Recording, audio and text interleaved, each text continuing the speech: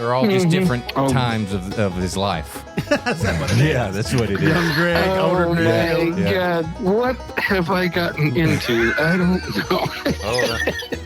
Welcome to the Hometown Bluegrass Show weekly podcast presented by Allen Music Shop. Co-hosts Tim Batts and 20-time Bluegrass Guitar Player of the Year Josh Williams will talk about the latest bluegrass news, interview folks in the industry, and give you lighthearted stories and music tips along the way. Now, here's Tim and Josh.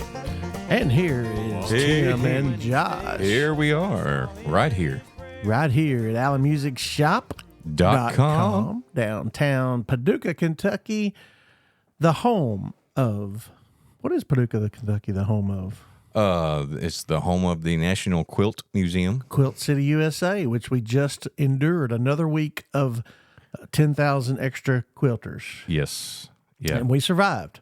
We did. Yeah. Yep, we survived. So Paducah, Kentucky is home of the American Quilt Museum and the annual quilt show, which brings lots of little old ladies to this area.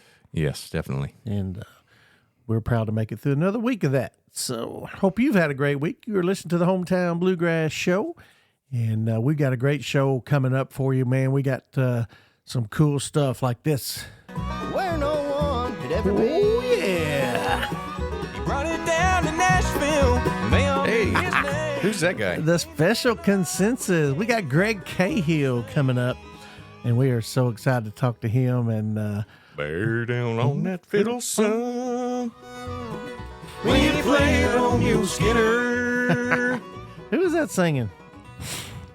Oh, you got and then some. Actually, that's Chris Jones there. That was Chris Jones. But yeah, but the next time it would be me again. That's right. So we're excited to talk to Greg and hear about all the 50 great years of bluegrass music that Special C has put out for everybody. Man, 50 years. 50 years of great 50 music. years. So that ought to be fun. Looking forward to that. Yeah, Greg's awesome. He's going to be fun to chat with, so it's going to be a good He's time. a super guy. He is, man.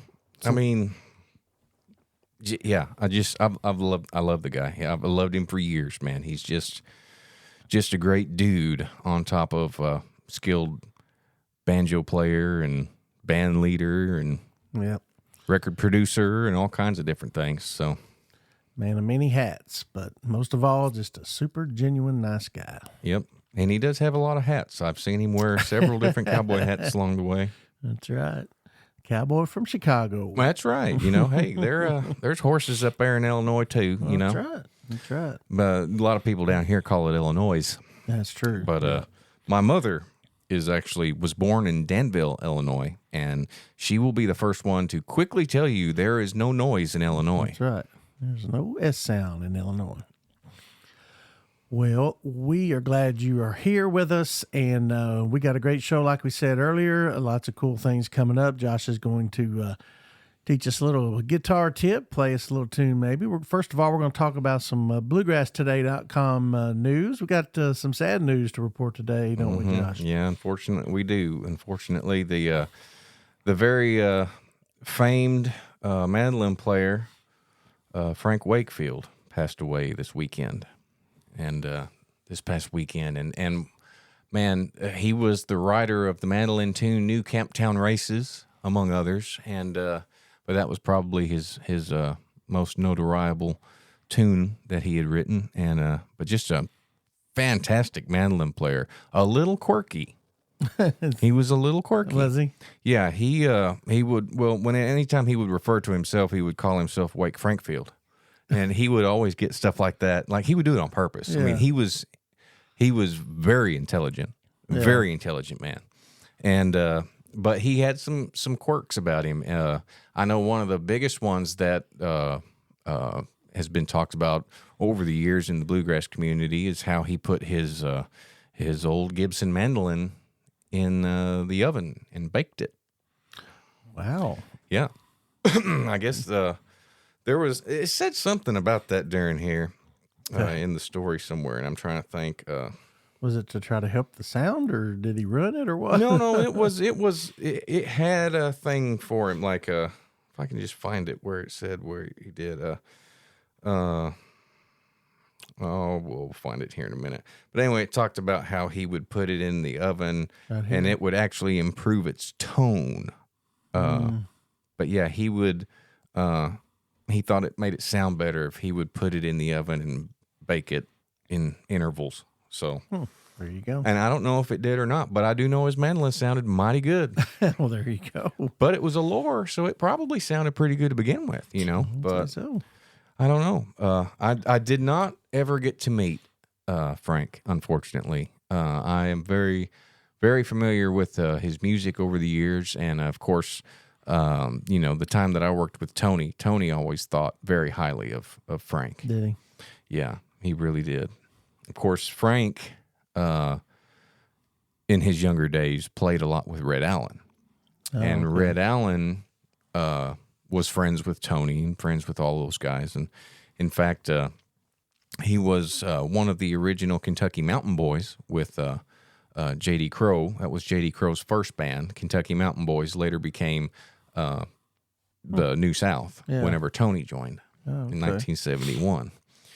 But yeah, it was the Kentucky Mountain Boys before that.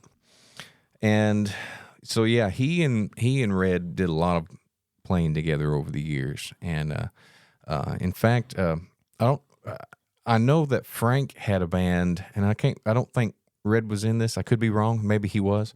But I do know that they did like a bunch of shows with the Grateful Dead opening up for them. Mm-hmm. So that was kind of another, you know, big feather in the cap for Frank back in the days. You know, that's how a lot of people got to know who he was. And he was a great mandolin player, man.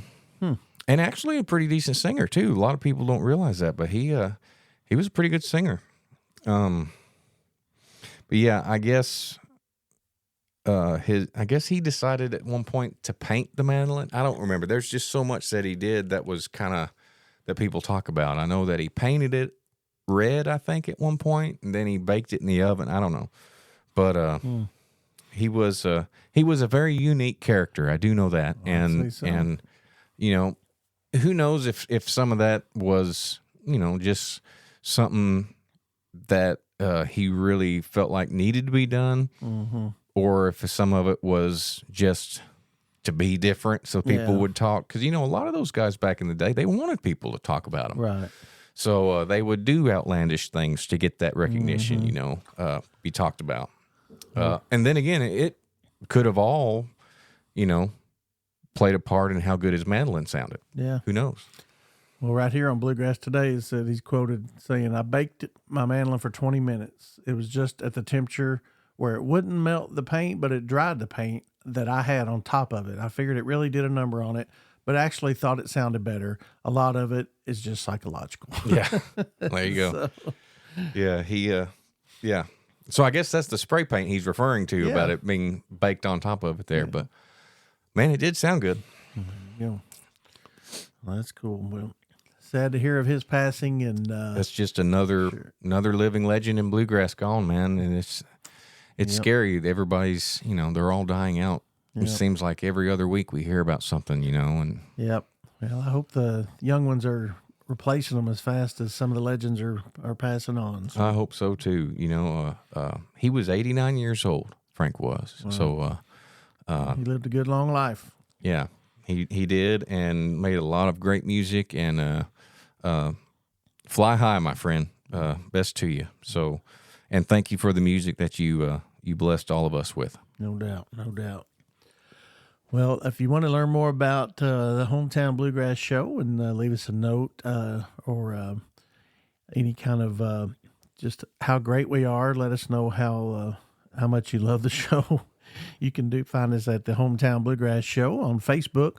We'd love to hear from you. We've been hearing from more people lately, and I wanted to read something real quick that a gentleman left us a message last week, Bobby Gillis of Harold, Kentucky, and I have his permission to share this. But Bobby was listening, and he heard our episode that we did with you talking about your battle with addiction and overcoming that. Mm-hmm. And so he wrote in just saying, "Hey folks, I want to thank you for the show where Josh talked about his struggles with substance abuse. I lost my brother to a drug overdose when I was young, He was handsome, charming, and a bluegrass loving guy, and he was my idol. Over the years, I've struggled to understand his decisions, but hearing Josh talk about his challenges caused me to reflect and gain more insight to what my brother must have been going through. So I appreciate your willingness to share your experiences, Josh, and I want you to know that they touch me. Keep up the great work on the podcast, guys. Bobby Gillis from Harold, Kentucky. Bobby, thank you, man. Thank you for your note, and so sad to hear about your brother, and so sorry about that, but just know that he is out there watching you. You know, he's watching over you. They don't ever really leave us. We know where they go. We know where they are, you know. So and the sad part of it, Tim, is that sometimes there are people that do have to die for other people to live, you know. I mean, and as sad as that is to say, that is the honest to God's truth. Had I died, there could have been other people that learned from that, you know, but thankfully that was not in the cards for me. But I did know very closely some guys that have passed on from it. And again, you know, had I not gone through the things that I went through and then lost the people that I've lost, I probably wouldn't be on this side of it, you know? So, you know, it is a disease. It is classified now as a true disease. You know, everybody wonders, hey, why can't they just stop? Well, here's the truth. They're wondering the same thing. You know, why can't I just stop? Because I've been there. I know what that feels like. And the truth is, you know, I had no more reason why I couldn't stop than my parents did, you know, or anybody else. So what happens is the choice has been removed, basically. I no longer had a choice. That's all I could do. And but thankfully there's one that had all the power when I had none, and he was able to, you know, help me because I couldn't help myself. So but again, thank you, Bobby. And for anybody else that might be listening, you know, that's going through something like that, please write into us. I'm happy to, we'll be happy to talk about it here, be happy to talk about it off of the show, as privately as you want or need or whatever. But I just want everybody to know that that's part of who I am today, is being able to help others because people helped me. And had they not, I wouldn't be here. So that's just how it goes. You have to be able to give it away in order to keep it. You know what I mean? That's what it takes. Yep, absolutely. Well, thanks so much for listening, and do write in on our Facebook page, the Hometown Bluegrass Show. We would love to hear from you, and let us know your hometown. Absolutely. Let's not get away from that. Harold, you know? Kentucky is where Bobby's from, and so we want to give a shout out to Harold, Kentucky, and we appreciate you listening from there. And what kind of population does Harold, Kentucky have, you think? I don't know. We should look that up. We should. Harold, I wonder if that's in far eastern Kentucky. That's a good question. Harold, Kentucky is it's way out there. Floyd County. Yeah. Floyd County, Kentucky. That's way out there. Yeah, that's far. Almost to Pikeville. Yeah. That's far eastern Kentucky. That's for sure. So looks like way over there in the 606. Yep. Does it say anything about population on that screen there? where you got yeah, called right up? there. Yeah, Oh, population 4,601. Salute to Harold. I wonder who that one guy is. Yeah, why don't they just round it down to 4,600? Yeah, I don't know. 4,601. Because that one guy would probably be pissed saying, hey, no, I'm here. I count too. That's you know, right. so hey, That's you right. never know. That is about as at the far end of the state of us as you can get. You just about can't get any further. Yeah, we are in the far western tip of Kentucky recording this podcast, and Harold, Kentucky is in the far east. Yes. Yeah. So from one end of the bluegrass state to the other, we appreciate you. Yeah. That is almost West Virginia there, isn't It's it? pert near. Pert near. I wonder if they say that over Pert in that. near, but not plumb. I don't know. That's for sure. Oh, man. Well, we're going to take a quick break, and when we come back, we're going to get on with some more great Hometown Bluegrass Show. We're going to get Josh pull out this old Martin guitar off the wall here at Allen Music, play you a tune, learn you something. That's right. And then we're going to talk to Mr. Greg Cahill. Really looking forward to that one. Yeah, looking forward to it. So we'll take a quick break. We'll be back in about 90 seconds. That's right. Y'all stay with us. Allen Music, located in historic downtown Paducah, Kentucky, is your source for fine guitars and all types of acoustic instruments. At Allen Music, we are experienced and enthusiastic players of everything we offer. Allen Music is family-owned and has been serving musicians since 1976. So stop by and thank them for supporting bluegrass music. Allen Music, 215 Kentucky Avenue, downtown Paducah, or check them out online at allenmusicshop.com. Custom Automotive in Calvert City, Kentucky has been a family-operated business for over 50 years. When you call Custom Automotive, you'll talk to an experienced tire and wheel expert. They install wheels and tires on thousands of vehicles every year in addition to their online sales. Stop by and thank them for supporting bluegrass music. Custom Automotive, Highway 62, Calvert City, Kentucky, 270-395-7611. Or visit them online at customautoonline.com. The Lake House Inn at Sled Creek has undergone complete renovation in 2023. Our outdoor space is unlike any other at Kentucky Lake. With 2 in-ground pools, 18 rooms, and 4 cabins, we're just a stone's throw away from Kentucky Dam. If you're looking to make memories with your family, this nostalgic inn is for you. Welcome to your lake house, where modern meets rustic and becomes home. Reserve online at lakehouseinn.com.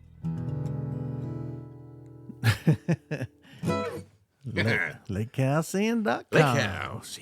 So thankful for our great sponsors that help keep great bluegrass music alive right here in the bluegrass state of Kentucky. That's right. And we just have a ball bringing you this podcast. We love what we're doing, and we just hope you're loving it too. So if you got any, we've had lots of requests or whatever you want to call them, people that they want us to interview and talk to. So we're going to try to get to all those as we can throughout the year, and keep up with all that great tradition of interviewing the great bluegrass artists and people in the industry that you want to know about. So That's right. What's a good sounding guitar right here? it is, isn't it? It's a Martin HD 28, baby. Yeah, man. Martin HD. That's high definition right there. Yeah, it's high definition. That's why it's got that crystal clear sound. It's high definition. Boy, it is.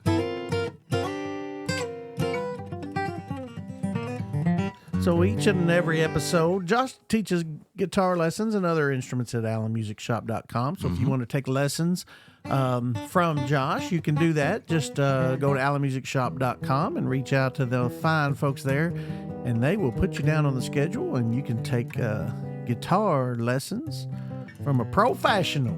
That's right. Professional. That's right, and he'll learn you the best. So each and every episode, we want to give you a little knowledge and teach you something, and Josh is about to do that now. Yeah, I don't know what it is, but I am going to do something. All right. What do you want to hear, Tim? Well, I mean, I wonder, we're talking to Greg Cahill in a little while, and when you did spend 5 years with Special C, and I mean, is there something that you played with them? Yeah, I played mandolin with them. Well, that's true. I forgot. It's mandolin and fiddle, and you have a That's guitar right. in your hand. So, Yeah, well, I played a lot of stuff with them. Greg and I would do a lot of twin stuff together. We did stuff like Blue Skies, Smiling at Me, and we did a lot of swingier stuff like that. You know, the blue skies smiling at me. Huh. Nothing but blue skies do I see. Bluebird singing a song. Nothing but blue skies from now on. That we didn't sing it; it was an instrumental. Oh, But, yeah, it's that's cool. really cool song though, man. You know, every time I hear that song, you know what I think about?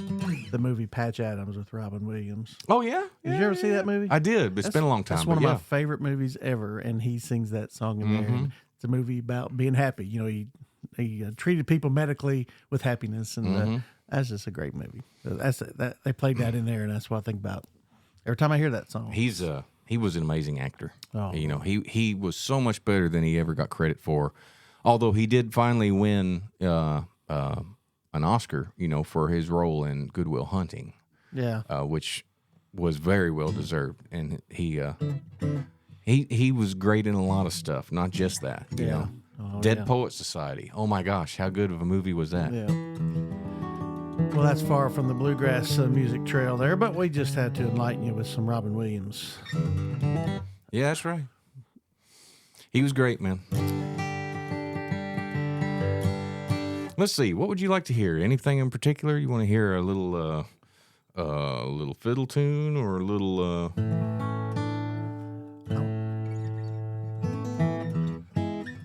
I want to hear "Me and My Guitar" by Tony Rice. Okay. This is gonna be hard to do with just me, but I'll try it. This was a James Taylor song, wasn't it? I love this song. Yeah, it's a little different. Tony changed it up to be bluegrassy, and golly, what a awesome idea that was. Oh yes. And just worked great. Yes, very strange chords in this one.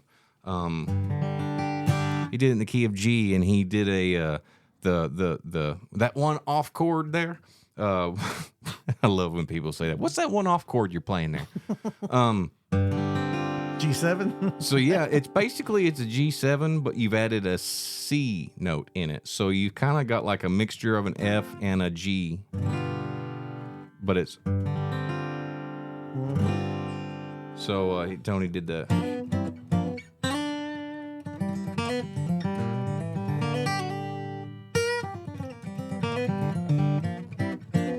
But then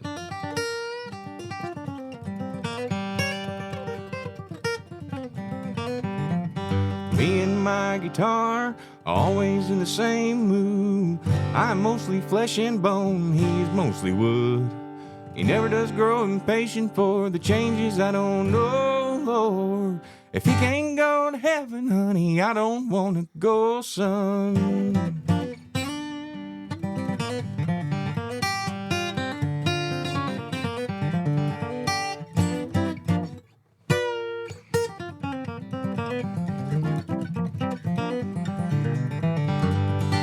It's me in the key of G, you can call me Uncle John. Any fool could easily see that we go back a long time. He's some kind of like fine to me, there's no such a thing as a wrong time. He hops upon my knee, singing get up, pops, it's song time. Every now and then I'm a lonely man. It's nice to know that I've got a friend. Puts this power right in my hand. And all I got to do is the best I can, if I can, son.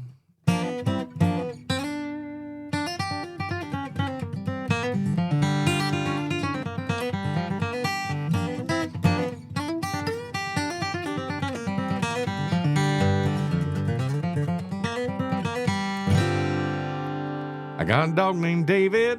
I got a bird named Dinah. I got a birthmark on my knee, son, in the shape of mainland China. I got a somewhat southern accent, 'cause I come from Carolina. And if you want to find us, we'll be walking right behind you. I hear horns and I hear voices. I hear strings. It seems that I was born with too many choices. What am I gonna do with all these extra fingers, son? They certainly confuse me.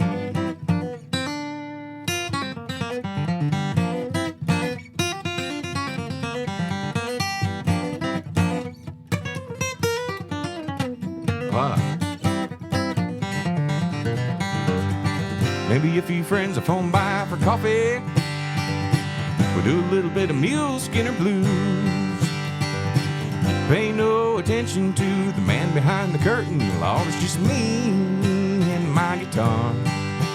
Talk about me and this guitar. Talk about me and this old guitar. Talk about me and my guitar. Break it off, son.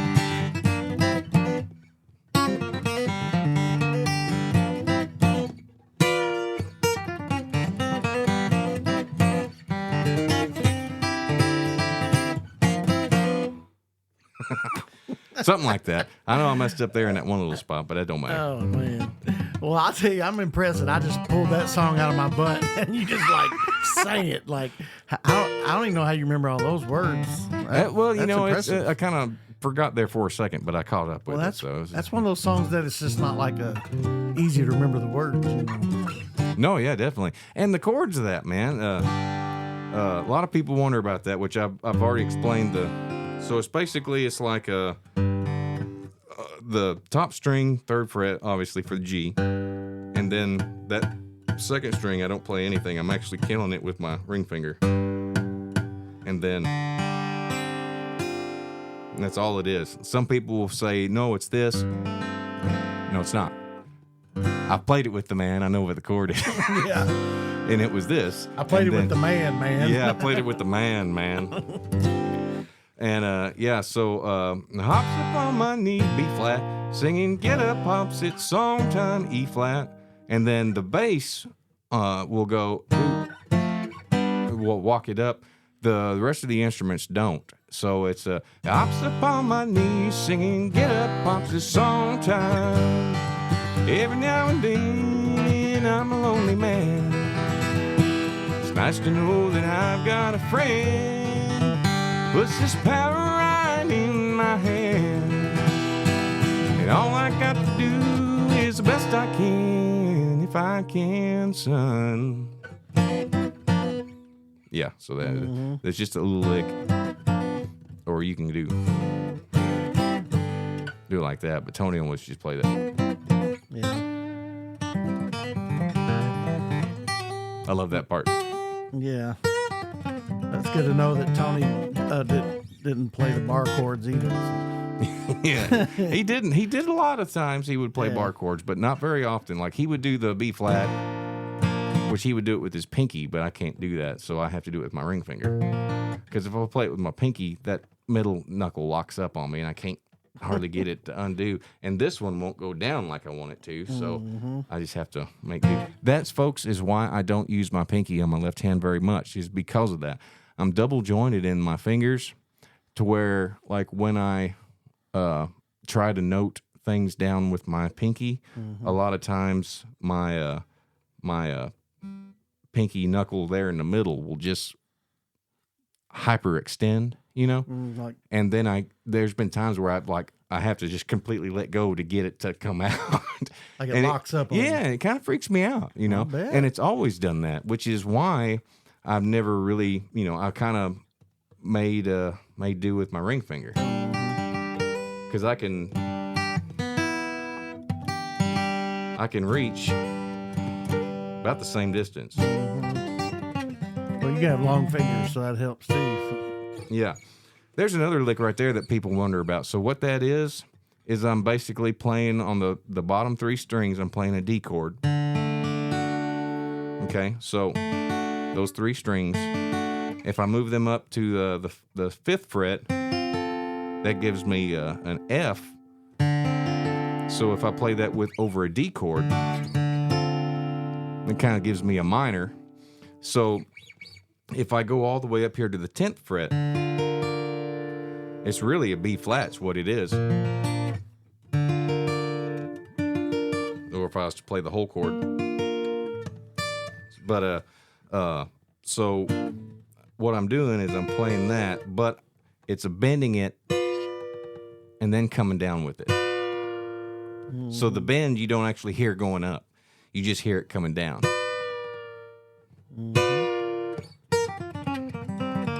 So you got that on the 10th fret. You can also do it here on the 5th. You know, kind of the same type of deal, but yeah. So it's just that D shape. And then the one thing that took me longer than any of it to figure out was the very last thing that he does right before the end of the song, where he does the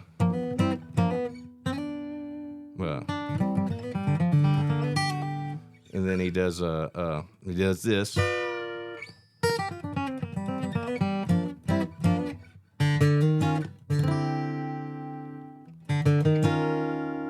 So that's so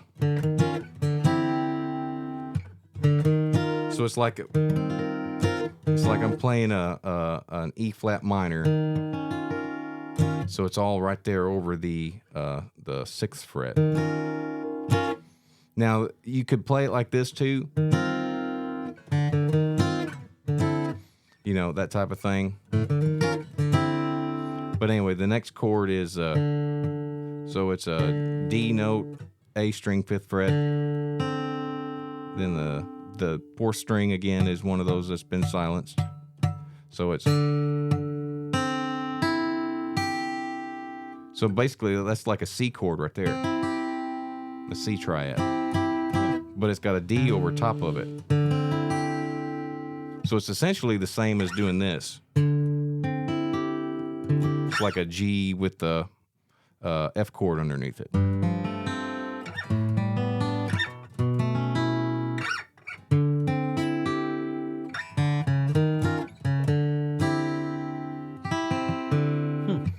Yeah, cool stuff that it took me a while to figure that one out.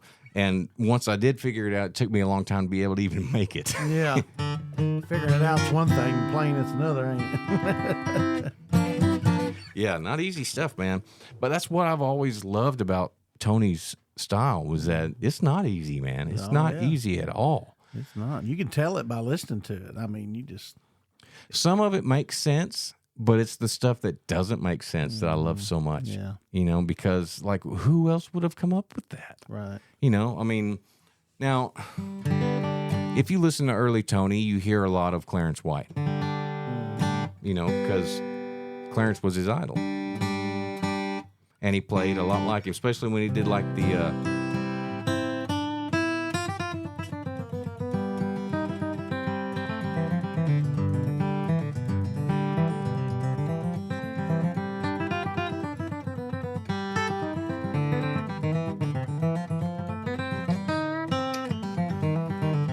That's all Clarence stuff.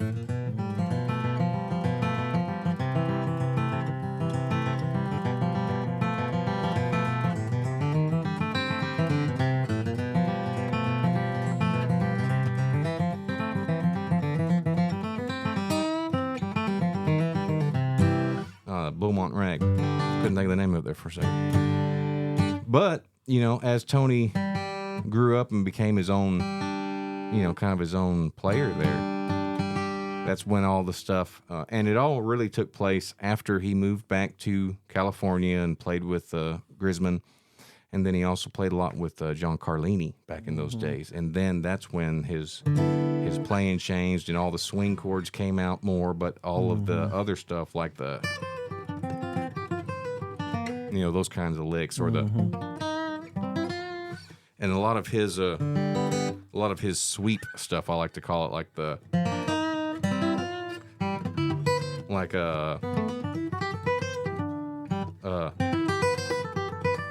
you know, the it's all downstroke, you know, so he was just the best at that stuff, doing like multiple downstrokes and all that kind of stuff. So I love digging back into that old stuff, Yeah. and listening to it. Absolutely. Oh, that's amazing. So anyway, was that what you wanted to hear? Was me and my guitar? That's exactly what I wanted to hear. Yeah, I just threw you on the spot and you just pulled it out your butt. So I appreciate it. Yeah, that's how I roll, man. That's right. That's how we roll on this show. Speaking of doing that, we wanted to add a new segment into this show, kind of I guess behind the song or, you know, behind the album kind of storyline type thing. And you mentioned Grisman, and we're talking obviously Tony Rice. So on the first time, let's do it. You know, last week I was listening to the Pizza Tapes, and so tell the folks the story quickly about the So behind the song or behind the album on this episode is the pizza tapes. So the story that I'm to understand is that it was they were all at David's house, at his studio, David Grisman's house in California, and Tony and Jerry Garcia wanted to hang out and pick together. So David set this up and had them all come out, had both of them guys come out to his house. And basically what they did was they started tape recording, and then David went into the, one of the rooms, and they all were individual, they had their own channels or whatever, so they weren't bleeding over. But they all three picked together and just let the tape run. Mm-hmm. And I guess when they decided to order pizza, the young man that brought the pizza by, I guess, was a huge Grateful Dead fan. Mm-hmm. So when he saw that it was Garcia that was in there, he stole the tapes. Yeah. And it says they were distributed widely among tape traders for years. Mm-hmm.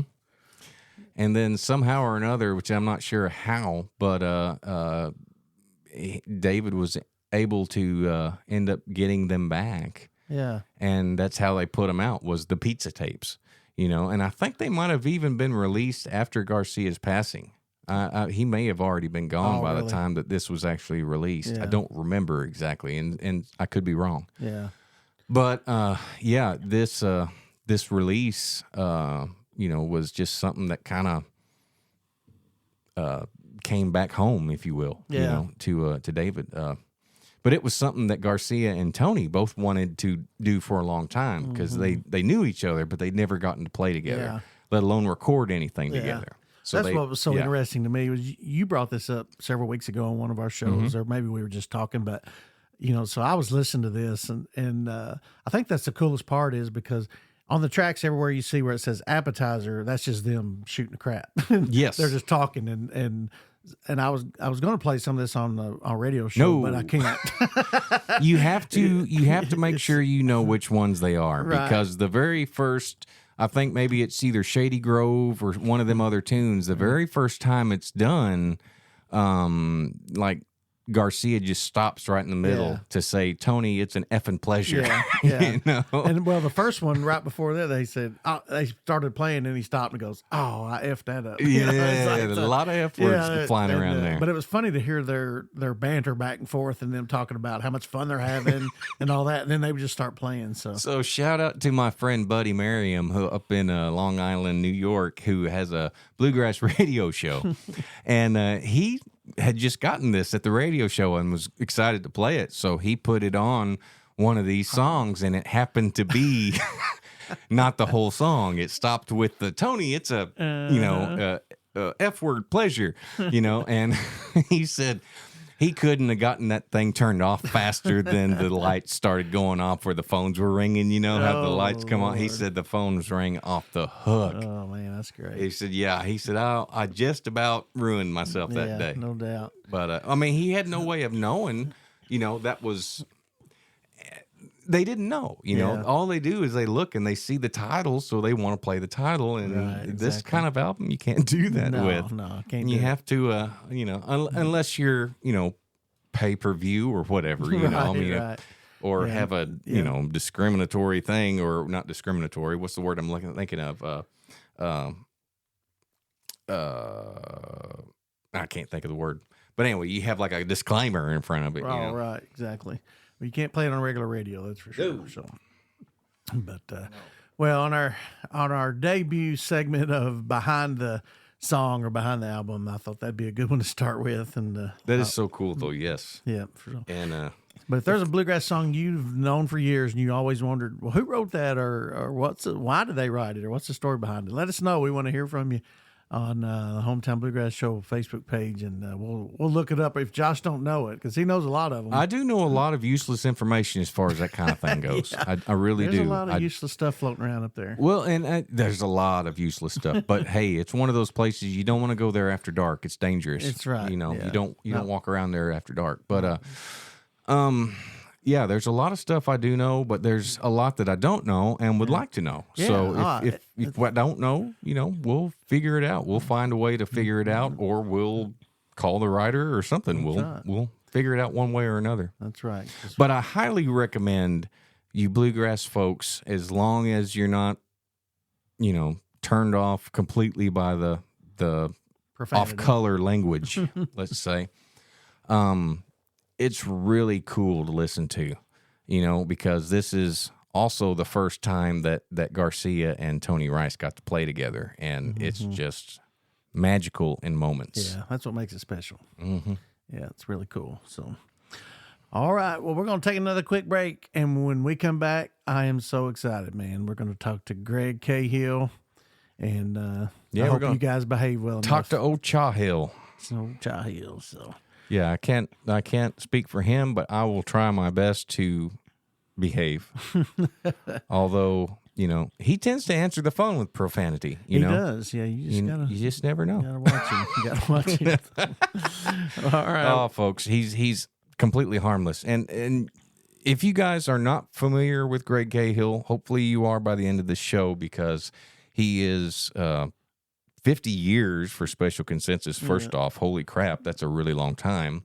And he's one of the best banjo players. And this is the guy that you want to know this, because he was like the guy that a lot of the great pickers today really looked up to in when they were young. Like Scott Vestal, a lot of the stuff that Scott plays is Cahill licks, and that's because he and Cahill, Cahill did a lot of playing down in Texas, and that's where Scott's from. And they used to sit down a lot together, and he would pick a lot of stuff up off of Cahill, and you can still hear it to this day in his playing. I can point out which ones he got from Greg, and then also the ones that Greg probably got from him. So that's for sure. Well, he's a legend, that's for sure, and we're going to talk to him next, right after this. So you don't go nowhere. Stay right here. Unlimited Graphics in La Center, Kentucky is a full-service advertising specialty product company specializing in custom printing, screen printing, embroidery, and promotional products. Our job is to make your job easier. For almost 40 years, we have been serving customers all across America and would welcome the opportunity to earn your business no matter where you're located. Visit us online at unlimitedgraphics.com, and remember, promoting your business is our business. For over 50 years, Puckett's Jewelry in Benton, Kentucky has been a trusted choice for fine jewelry that will last a lifetime and help you celebrate life's most precious moments. The new owners, Bart and Hannah Lewis, are excited to continue the Puckett's Jewelry legacy in Marshall County and are proud to support bluegrass music. Puckett's Jewelry on the Square in Benton, Kentucky. Visit them online at puckettsjewelry.com. Well, hey, everybody, and welcome back to the Hometown Bluegrass Show. I am Tim Batts along with Josh Williams. And we are so excited to have our guest tonight. We're kind of excited. We're giddy excited. I mean, it's okay. No, it's plum giddy. I mean, I almost wet myself earlier. It's true, he did. Yeah, it was weird. It was bad, but we have the man, Special Consensus, Greg Cahill. How are you, buddy? Well, I'm just mighty fine because I'm right here talking to you guys. So here we go. Mighty fine there. You have no idea what mighty you're fine in for. Yeah. I think I do. I'm also sweating. Yeah, it's a good sweat. He has somewhat of an idea, I'm sure. That's right. He traveled with me enough years to know. Yeah. Well, we to get ourselves psyched up for this interview, we've been sitting in here in my little home studio, and we have been jamming to some old Special C stuff, man. It's been pretty entertaining. So yeah, I came in a little bit ago, and he said, "So on Carolina and the Pine, is that you singing?" I'm like, "Yeah." He said, "But you sound so young." I said, "Well, I was like 21, man." Yeah, that was before Greg Cahill taught me how to drink. Oh, I see. No. Hold it. What the?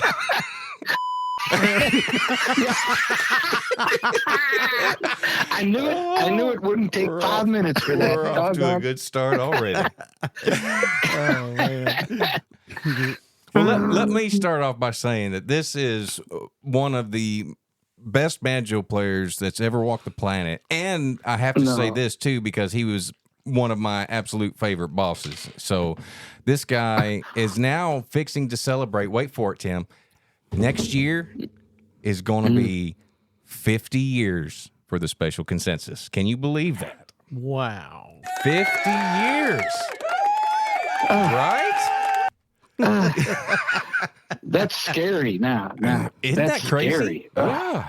God. Man. So he started the band way back in 1975, long before I was born. Now you were around, but you were a young pup. I was 6. Yeah, there you go. Yeah, so I 6 was, years old. and Greg will say, he would. What were you, 12? Is that right, Greg? That's right. Thank you, Josh. Yeah, that's the nicest thing you said to me in a long time. Oh my goodness, it's too much fun already. So well, let me say congratulations, man, because I've seen bands come and go just in a matter of years, and for you to have lasted what's fixing to be on your 5th decade, man, that is the weirdest sounding thing to say for anybody. But yeah, you're fixing to be starting your 5th. It's weird for me. God, I'm trying to be in denial that I'm not getting old, and I can remember the last 25. But, Well, I would hope so. I don't know. I don't know how 50 years. I can remember all of it, to be honest. But it's just beyond belief to me too. The So craziest thing is for me to sit here and talk about how I was in the band 25 years ago. Yeah, I know. That's Isn't crazy. that weird? That is so weird.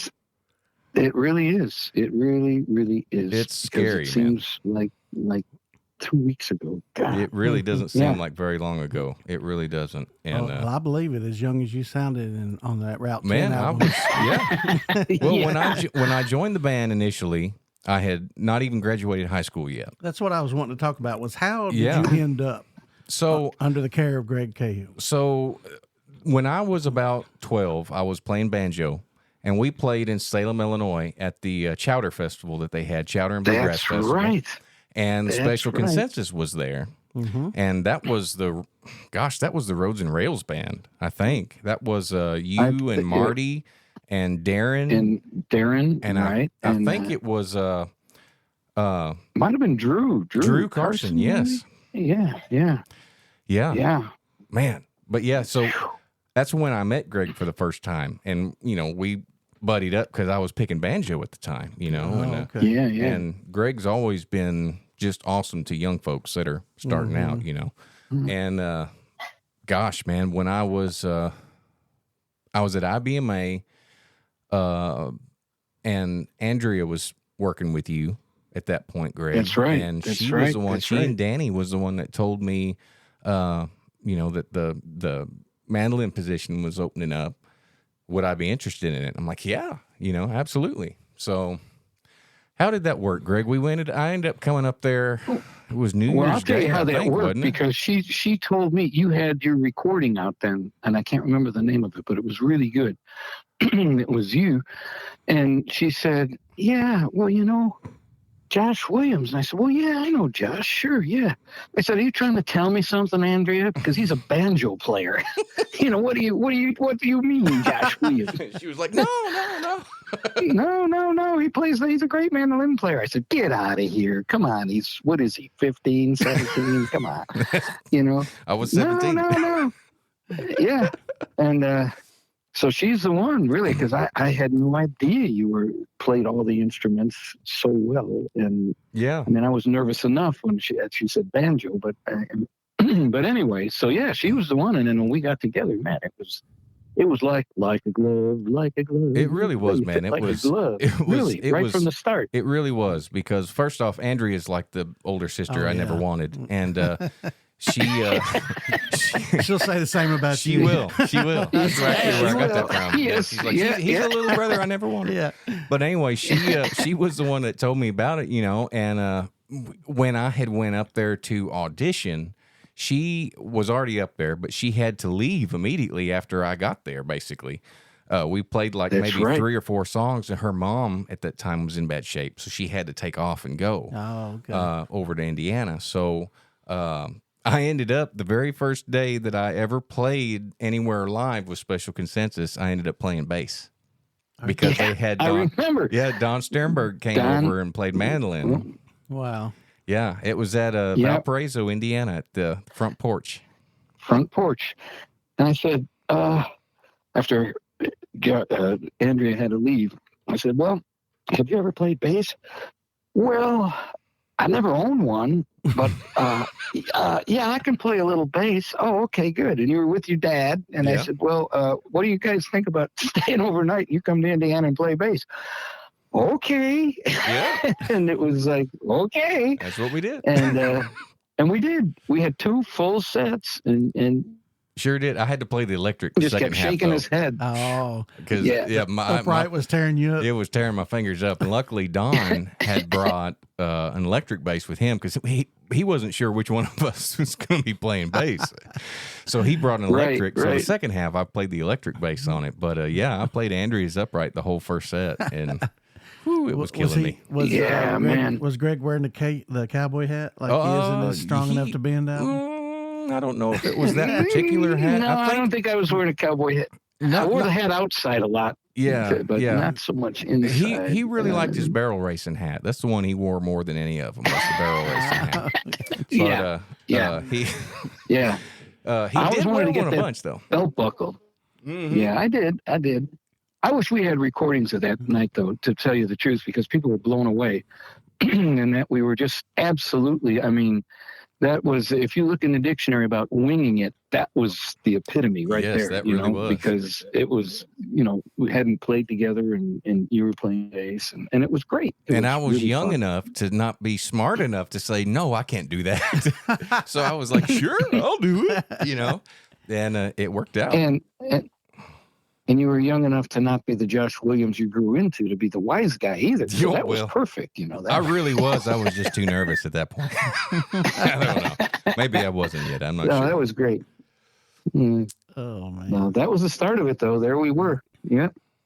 The next time you came back, you were the mandolin player. That's right. That's right. And I played. And your dad would let us. You could play, I think, wasn't it like one weekend a month for a couple months while you were getting ready to graduate? And I do remember distinctly, we were on the road, and I was like, well, Josh, we got to get you home for your graduation. I said, no, I'm a musician now. I don't need to go home for my graduation. Well, and you didn't. Well, yeah. Well, I was at graduation. I'll say that. I was at graduation, but... Were you? Oh, okay. Yeah. I thought, well, you missed some part of it or something. Well, I missed something, and I don't remember what that was, but maybe it was... Baccalaureate or something. Something that we had that I missed. But when we had graduation, I graduated on Friday, and that that very next day we started at Silver Dollar City. So basically, I graduated and then I took off on the road.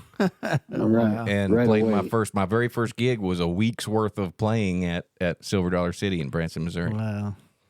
Right. Just threw right into the hot fire. Oh yeah, just right into it. That's awesome. It was fun though, man. I miss those days. It was so much fun. It really was fun.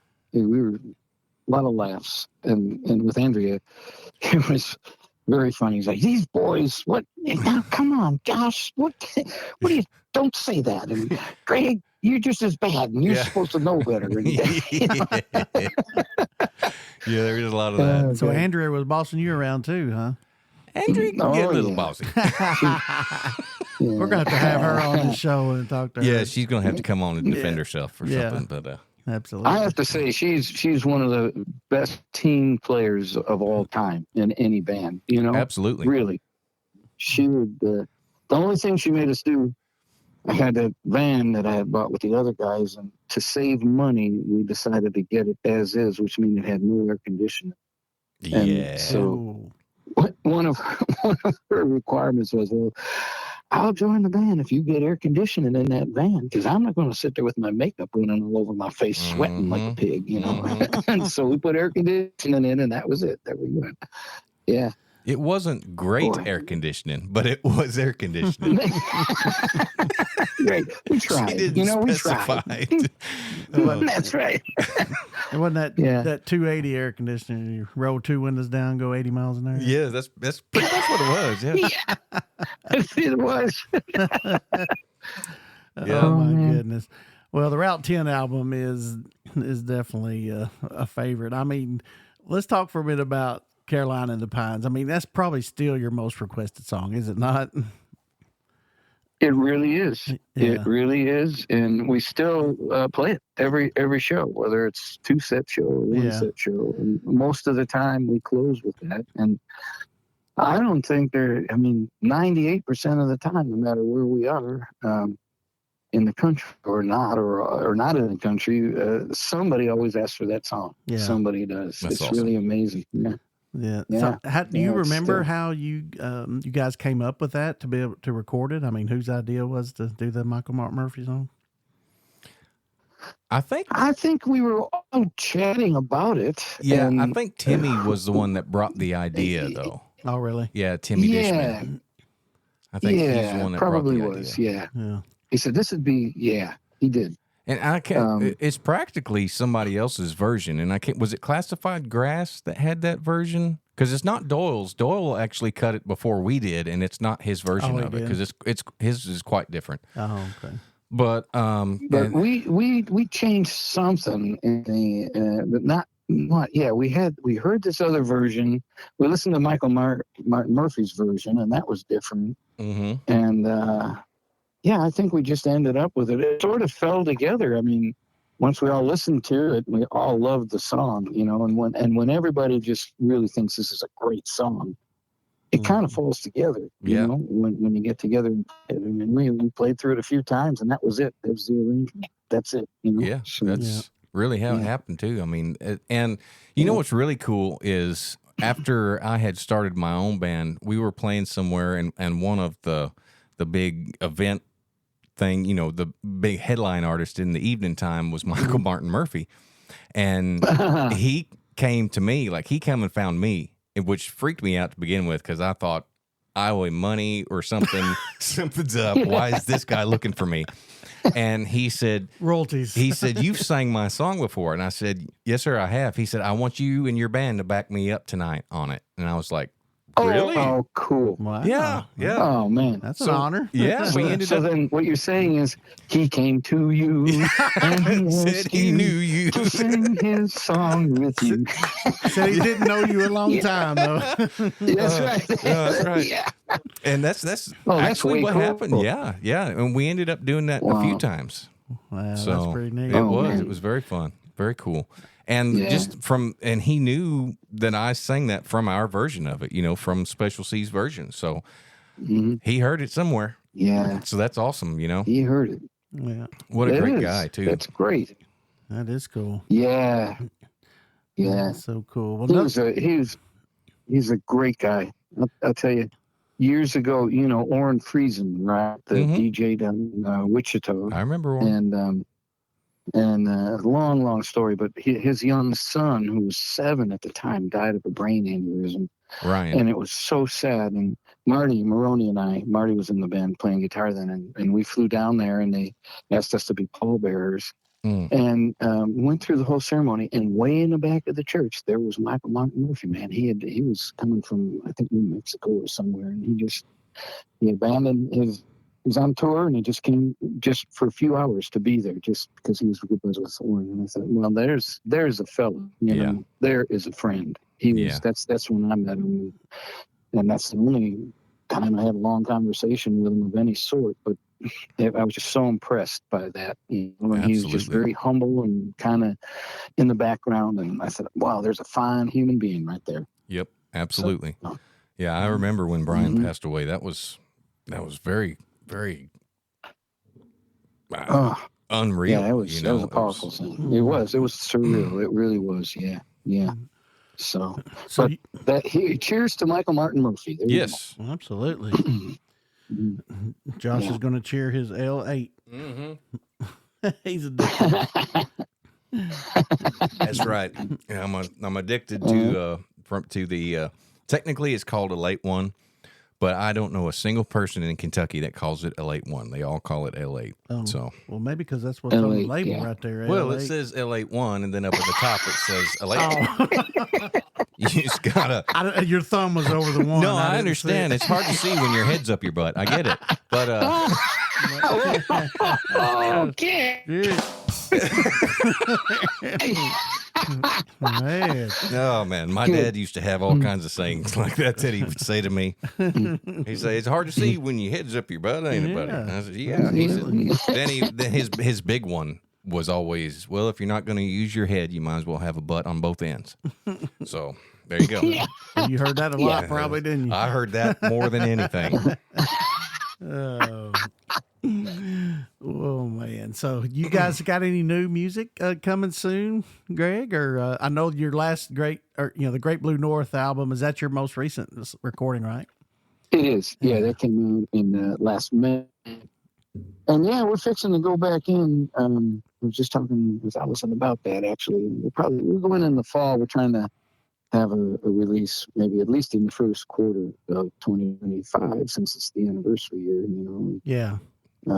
See if we can film stuff in the studio and or film we're going to have a big 50-year anniversary show with the Old Town School of Folk Music, where we've had them every 5 years. I think the 15th year was the first year we had it, and it wasn't there. It was some club in Chicago, but then too many people, you couldn't fit them all in. The Old Town School isn't that huge, but Yeah. we might even have to do a couple shows this time. But it's been tradition, to just do it there because they're so supportive.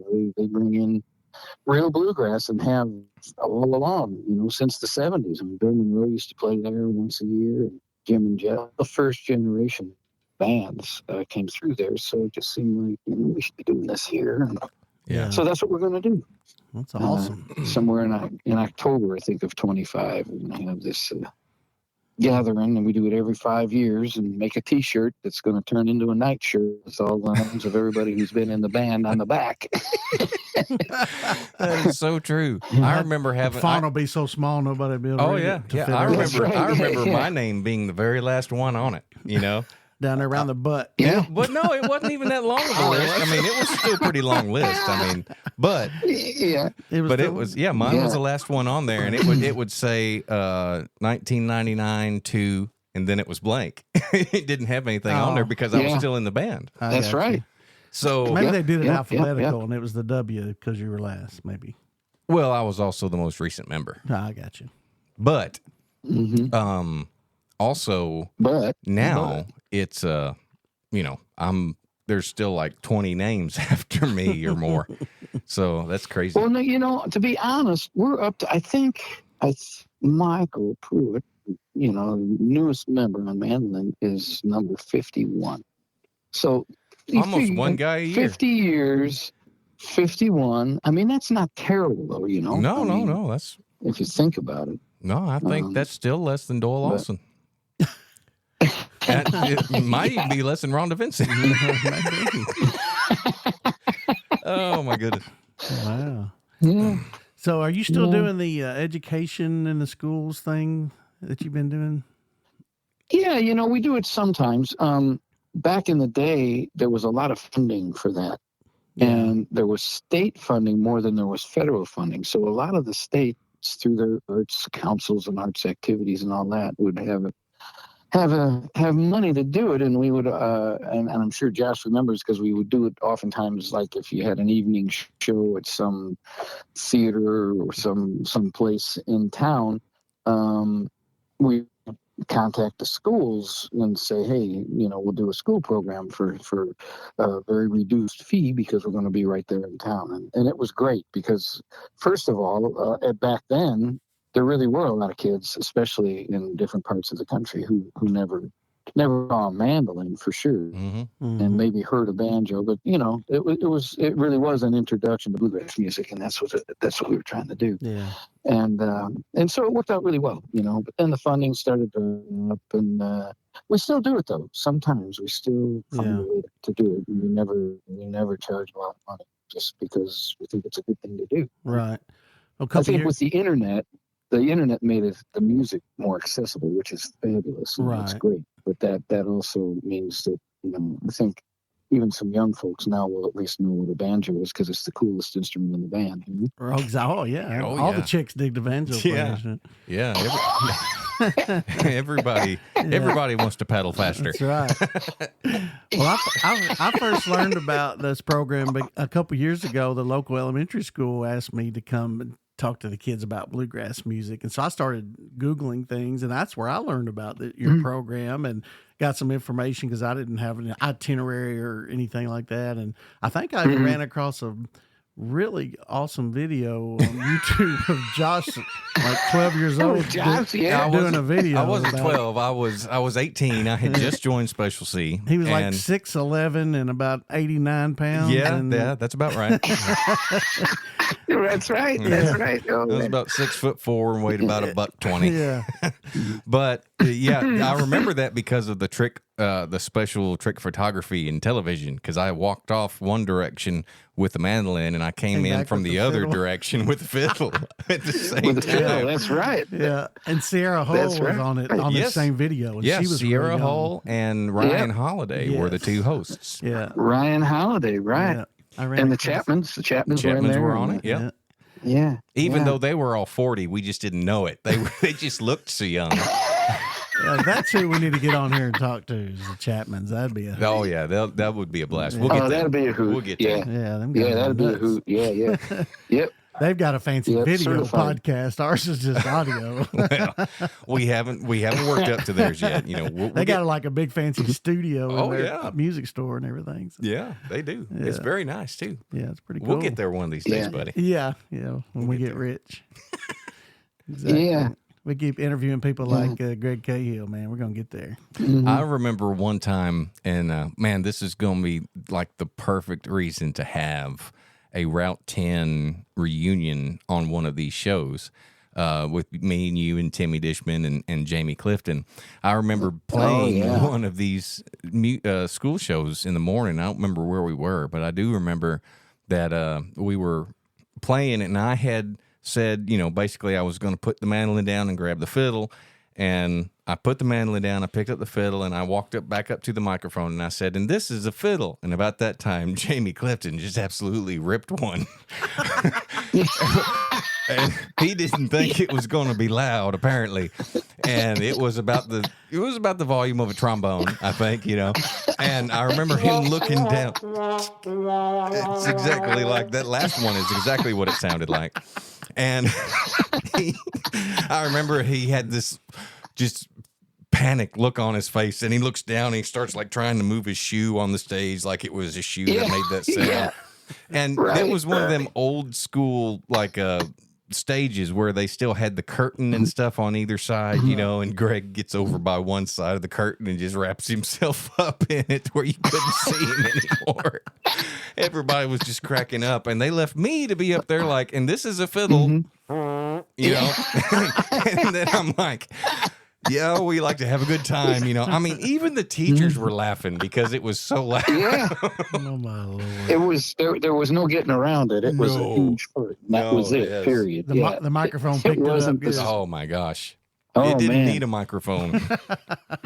No. It was its own megaphone. God. Oh, my Lord. It was something. That was there. I would challenge any band in any genre of music to have laughed as much as we did when we were on the road, the four of us, as the Route 10 band. I mean, there were times where we couldn't even breathe. And this would be during That's true. shows even sometimes, like Yeah. right in the middle of a show. And That's kind of how I feel right now. Like my face is hurting. Yeah. oh, just wait till we get done with the Yeah. show, and then I'll tell you all the stuff we couldn't I was talk about on the show. Right. That's what I was going to The ask other Greg. side. Was, That's right. Is there any stories you can tell us from when Josh was in the band that we can say on the air? Or is there any, Oh man. got any The- good dirt on him? There were, yeah, but that should be the after party. I'm sorry. That's right. Here comes the wheelchair. No, Here we go. actually did have just a great time. I mean, we laughed all the time, and somehow got through it all, even on stage. Just, I think that's what made it so that we did so well with that version of the band, was that, we really put our heart and soul into the music. But in between songs, everything, it was all spontaneous, and stuff was happening all the time. And like that, what we just talked about. Yeah. And we just enjoyed it, and we just loved, we loved hanging out together as much as we did making the music. And Absolutely. And big thing. Good luck finding that. Yeah, that's with other rare. I was people, going to say that's a rare thing probably for most bands. It really is. Yeah. But we had it, man. We had it, and it was, first off, like when I joined the band, and when Greg and I was able to start playing stuff back and forth, we got to where we knew what each other was going to play, and we could literally twin each other in something that we didn't even know was fixing to happen. Mm-hmm. And I don't know how, I have never had that connection with anybody else before. That was just something that happened, It was just magical moments that happened when I got in the band with Greg. So that's cool. Yeah. Your dad would say that too. Like, I don't know you guys doing that and that song. Yeah. Because we never did. Yeah, we've never done that it before. Would just happen. Yeah. And we don't sometimes not even look at each other, and it would just come out. And as soon as one guy started something, and the other guy would pick up on it, and then it worked. I mean, it's like, oh. Oh. Then you'd see us laughing on either side of the stage, Yeah, right. Yeah. One thing I find interesting is you guys have mostly always been a 4-piece band, where most bluegrass bands are a 5-piece band. Is there, is that just what you prefer, or? Well, it's honest to God, it's economics. I mean, we were just trying to make it through. Around that time, there were a lot of bands that were really good, that were kind of full time, but everybody had a job, and we didn't have another job. Mm-hmm. We would teach or do whatever, or play or record and stuff like that. But and we all love the fiddle. And the good thing when Josh was in the band is that he could pick up the fiddle and play the fiddle or two, But seriously, when you think about it, you get that fifth person, and there's another motel room, and there's another seat in the van or whatever vehicle you're traveling in. And you're already, if you have a 4-piece, I figure you're splitting the money maybe 6 ways, because the band's going to get 2 after you pay the commission to their booking. Mm-hmm. Yeah. And so if you're trying to get by, and my whole thing was always, and I always encourage people, and Josh will testify that, if you get side gigs and all that, as long as it doesn't, conflict with our schedule, take them. That'd be great. Mm-hmm. I was happy when people would play other gigs, because then you'd stay around longer, because you'd realize, okay, I can pay the rent, and I can feed myself, and I can even buy a new pair of cowboy boots. So there you go, But that's what it's always been to this day. I mean, we always have fiddles on the recordings and everything, and once in a while get a little player at festivals, people we know to come up and play a fiddle tune or two. But and there was a year or two there while we were as the Route 4 group, or Route 10 group rather. There was for a while, very short time, maybe about a year or so, that we were offering a 5-piece. Because that was when we would have Kenny Stone on the fiddle, who's a great fiddle player from up there in northern Indiana. But we basically, even still then, like every once in a while, we'd have people take us up on that, but it was more money, so you could get the band for this, or you could get the band with Kenny Stone for this, and a lot of times people would still choose, the lower amount. But there were a lot of shows that we did as a 5-piece with Kenny on the fiddle with us. And the fact that he was in Indiana meant that he was drivable, to get to Chicago, or we could pick him up on the way if we were heading south, which we did a lot. And it was all logistics and money. Yeah. It was just, how do you survive? Yeah. And keep doing it. Yeah. Yeah. So. Well, looks like you guys got a busy schedule coming up for this summer. Lots of gigs booked on your website. Yeah, it's still filling in a little bit here and there. We're happy. We're making it through all that. And, of course, it costs a lot of money then to make the next recording, and so we have to plan on that, and leaves open space to be able to go to the studio. You know? But it's all good, and we're the luckiest guys in the world. I mean, Allison Brown is the best producer that I've ever had, and she's produced our last 6 recordings. Man, that's really proven to be a great relationship for you guys, and I'm really excited about that for you. I mean, you guys have gotten Grammy nominations galore since she's been a part of everything. You know, the IBMA awards, all that kind of stuff. You know, that's really awesome. And congrats. It's really awesome to see you finally getting the recognition that you've deserved for so long. And I really, truly mean that. Well, shoot, that's nice of you, Josh. I appreciate that for sure. I mean, she just brings out, you know, she just has that sense. She just hears the stuff, and and I don't mean just. I mean, we all sit down and figure out songs, and then sit around the table and work on an arrangement. And she's got some great ideas, and we all contribute, and then we go in and record it and say, oh, we could do this better, that better. But she just has that sense. It's almost like what you were just talking about with you and me when we would communicate. You know, it was just like, man, we'd just be on the same page, and we had a blast. And she and I played twin banjos on each of those recordings, and it's just such a gas to hear her. You know, she and for all of us, she makes you grow. You know, like you play on a song, and now wait a minute. You already played that lick. Now catch 5 minutes to come up with something else. You know? Yeah. and so it's great. She pushes every one of us. I mean, on every instrument and vocally too. So it's really great. She's really great. She's very talented. I mean, obviously her own music is awesome, but the way that she's been able to work with you guys has just really been cool for me to be able to watch. And of course, you know, I've been able to come in and do a few things with y'all over the years too, which has been so much fun. I still get called Captain Obvious for my role in She Took the Tennessee River. She Took Tennessee River. I know. That is so great.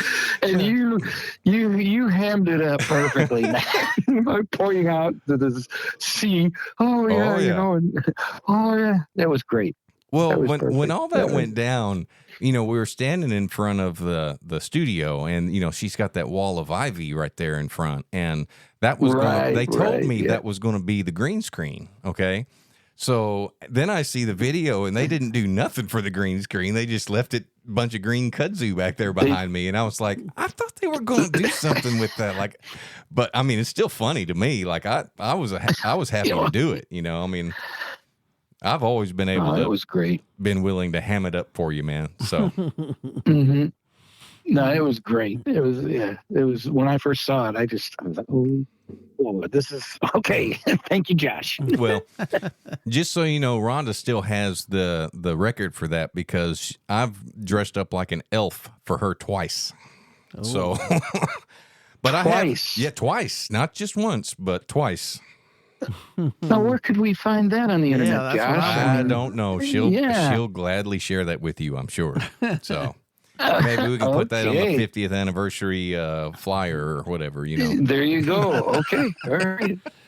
You never know who's going to show up, even else. All That's right. You never know, dear. That's awesome. We used to have a lot of fun, Tim, whenever we were on the road because you know, we would be on stage. I always had this shtick that I would tell whenever I was introducing Greg, and you know, some of it I actually borrowed from Chris Waltz, who used to play guitar in the band. He would always have this thing about how, you know, Greg was the only original remaining member of the Special Consensus. The other 4 or the other 3 were tragically killed during the Civil War. But you know, so I took that, you know. But then I would always talk about how, you know, when I joined the band, Greg's hair turned gray, and then Timmy and Jamie joined the band, and it just turned loose. And there was all of these different kinds of stories that we'd always, you know, come up with and stuff on stage. But the thing is there were some people that didn't understand it. There were some people that thought, you know, that it was, I don't know how to say it, maybe like cheap shots or whatever. But what they don't realize is like we all loved each other so much that like the more we could rip on each other on stage, the funnier it was to us, you know. And that's exactly right. Yeah. But yeah, and we you know, I loved the fact that I was the one that got to introduce Greg because I really have so much respect, and even did then, had so much respect for the guy, because I was a huge fan of his as a kid, you know, just from his banjo playing alone, you know. And then that was the first year that I saw Special Consensus. And of course, you know, as soon as I saw Marty and Darren together, I was just, that was it. You know, that was them, the Special Consensus and the New Tradition. Those two bands were it for me. And, you know, I mean, that was, you know, and for me to be able to stand up there and be the one that gets to introduce Greg was just very cool, you know. And obviously we made a party out of that, like we did everything, but you know, it was just a lot of fun, you know, and being able to share the stage with somebody that you respect so much is just, you know, really cool. And, you know, and to this day, I mean, I still have more respect for Cahill than I do most anybody else, simply because, I mean, most people before they get to their 50th anniversary die, you know? So, I mean, Oh, man. Well, We're glad you're still alive, Greg. thank you. I appreciate it, Josh. no, Thank you. I'm sorry. No, but He was I so knew that had to be serious. going somewhere, man. I knew that was going somewhere. Yeah, that was just going too long. wasn't no. it? Well, and the Yeah, thing yeah. is how many guys do you know can lead a band for that long? I mean, seriously, the stress, the work that goes into that, you know, and hats off to you, Cahill, for being able to do it for even half that amount of time. But the fact that you've been able to do it coming up on 50 years, man, is unheard of, and it's awesome. And I applaud you for it and congratulate you for it, for sure. Like, honestly, for real. Yeah. Well, that's great of you. And I'm glad you're not dead. So Yeah, I'm we're glad you're glad. still Yeah, here. well, I'm glad too. Right Yeah, now, well, at this good. particular Let's moment in keep time, that up. I'm glad. Yeah. Let's keep that up for a long time, okay? Only thing I'm mad and about it just is keeps. only thing I'm What? mad about is I went on your website to buy a T-shirt today, and you don't have them in the fat boy sizes. Uh-oh. Oh, Oh man! well, we might. They probably have them out there in the back of the van or whatever. Yeah, So, yeah. Mm-hmm. Oh man, that's awesome. Well, so you've gotten how many IBMA awards now? You've gotten Album of the Year for Rivers I and think Roads. it's seven. Yeah, we got album here for Rivers and Roads, and then we got an instrumental recorded event for Rivers and Roads. I think, isn't that the one we did Fireball on? I think me and Allison. Yeah. Yeah, I see. And then, and then we got Oh, Song of the Year was for Chicago Barn Dance, and Collaborative Event of the Year was for Great Blue North. But then there were some others, and I just can't remember. To be for honest, the I know we Lightfoot have song, 7. right? Was it the Lightfoot song that got the collaborative? That's it. Alberta Yeah, Bound. Alberta Bound. Alberta Bound. Right. Well, they play that song a lot on the radio, on Sirius and satellite radio.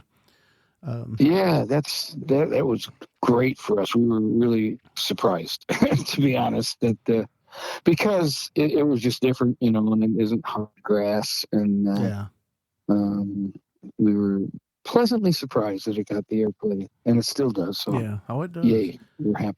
Yeah. It's hard to We're beat. happy guys. It's hard to beat a Gordon Lightfoot song done bluegrass style. It really is. Yeah. You know, And Josh has been on a Gordon Lightfoot kick a lot lately. it's been bad. It's been every single day. Yeah. I've been listening to something of Lightfoot's for the last 6 months now. I guess it's been, but yeah, I mean, if you could read my mind, love, what a thing could tell. Yeah, I've been on Josh, that quit one. trying to kiss me, man. Yeah, sorry about that. Don't fight it. Well, your voice is perfect for singing the songs, Josh. Well, any of them. Boy. And there'll come a day when I'll be able to do that. You know, I still want to be able to get. Somebody told me I want to do a Tony Rice record before I do anything else, and somebody told me that I needed to do a Josh Williams sings Tony Rice sings Gordon Lightfoot, which is kind of like the Nome Pikelny plays. Yeah. Kenny Baker plays Bill Monroe. Yeah. Plays Bill Monroe. Yeah. Yeah. Right. But so we'll see. But I'm That'd sure be that good. I'll include one or two on that. But anyway, also before I get to rambling too far and not be able to reel this back in, congratulations to Greg Blake, your guitar player and singer, for being male vocalist of the year. Yeah. Well deserved. I think it was well deserved and surprised. We were just all very surprised for the good, Yeah, absolutely. That people finally recognize. He's been doing it a long time, He recorded a bunch of, probably 7 or 8 anyway, recordings with the Bluegrass Missourians many years ago. And then, of course, with Jeff Scroggins, did a bunch of recording. And he's he's going down to Nashville and various Colorado, different places, and recording on different people's records all the time, And so I was really glad that he finally got that recognition, because he's just a great bluegrass singer, And just a great dude, man. What a nice guy. Yeah, he is. He's a genuinely good feller, Mm-hmm. And his guitar playing is real interesting to me, because he's very good. A lot of people don't realize that, and probably because he's so showcased as being a vocalist, But his guitar playing is really good. He kind of keeps it, you can hear the melody, and he doesn't always go way up the neck, but somehow he's got his own style, literally his own style. And I watched a video of y'all at Floyd's General Store. Floyd Country Store. Country Store, the country store, about a year ago with Carolina. Y'all were doing Carolina and the Pines, actually, and his guitar break in that, and I thought that same thing. I thought, wow, that's so interesting, but it's so different, Yeah. It works however he does it. He's consistent, Yeah. So, He is a great we're real singer. happy for him. Yeah. Well, you got a great band right now, and you guys are very popular, always a show favorite. So, Well, we've been fortunate, that's for sure. I've been very fortunate to have good people coming in and out of the band, and there are a lot of highlights, like the Rock 10 band, for sure. It's but I can't believe it's 50 years. When you're doing this, I mean, you're thinking 2 weeks ahead. Where are we going next week, and do we have rooms, and what's the deal? And all of a sudden the year goes by. I'm the worst at that, Josh, because I'll say, if somebody will say something, yeah, you remember? Oh yeah, that was about 4 or 5 years ago. When I'm around Jackie, my wife, no, that was 15 years ago. Yeah. Sorry. I know I'm the worst about. I'm doing the same thing now, man, so don't feel bad. Yeah, all of those times that I made bald jokes or any jokes about anything. it's all coming full circle. Yes, it is. And we used to laugh every time Greg would bring the old donut pillow on the road with us, right? And then until the first time I had to have one of those, and it was no longer funny. Exactly. I even called him up. I said, Greg, I will never make fun of that again, and I want to apologize for every time I ever did. And he said, oh, God, why? And I told him, he said, oh, jeez. Oh, jeez. Oh, jeez. God. Oh, man. Yeah. Well, we got to start working on that the other Route part 10 of it. reunion for sure. Yes. Yeah, definitely.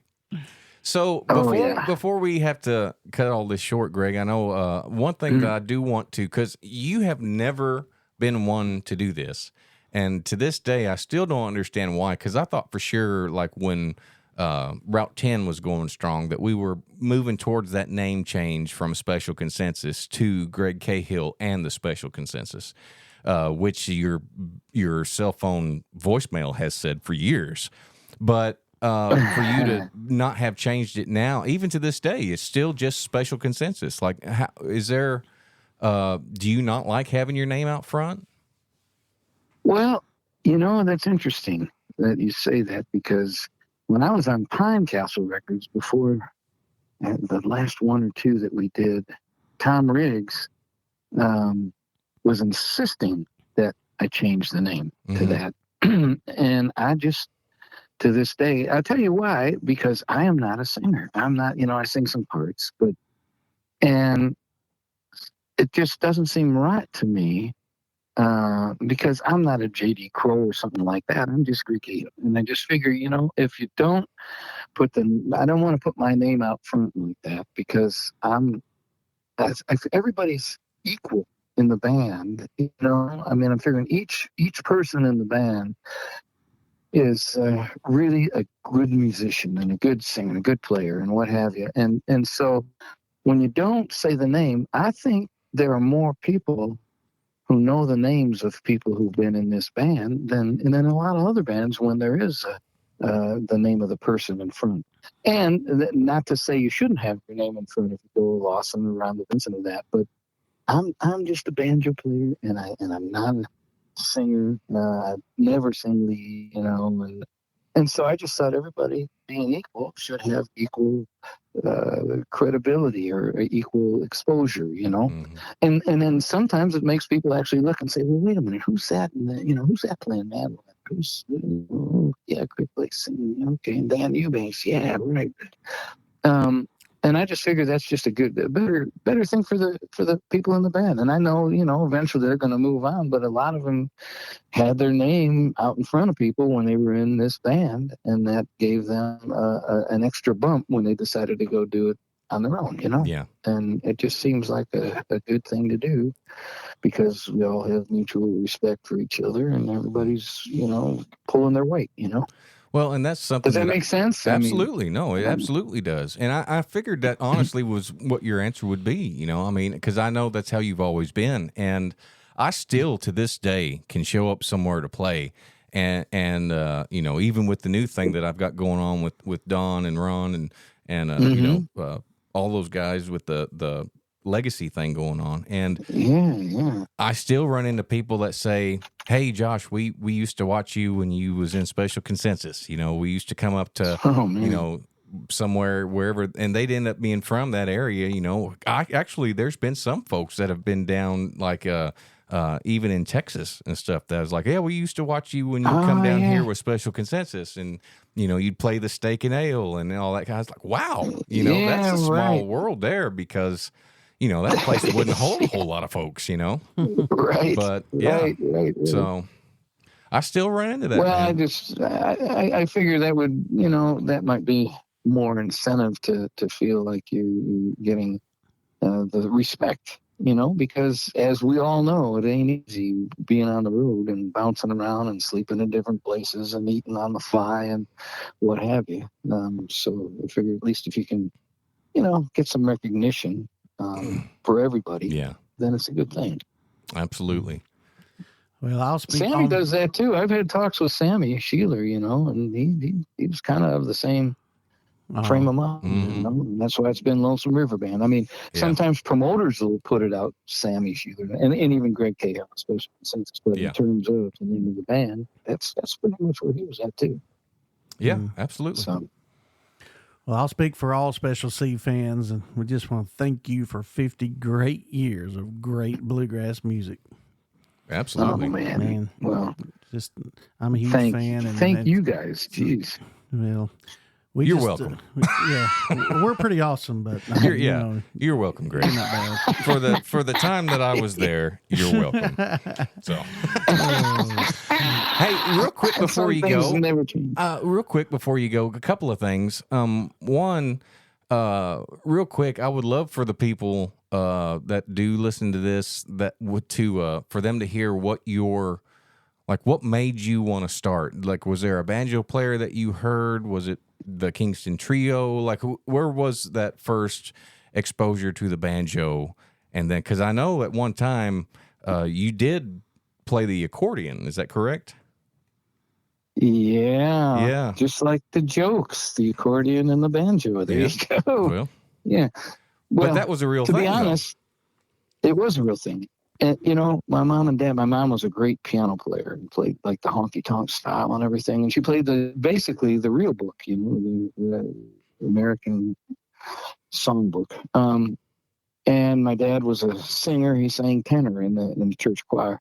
So there was always music around. And because my mom played the piano and we're on the south side of Chicago, that's how I ended up playing the accordion.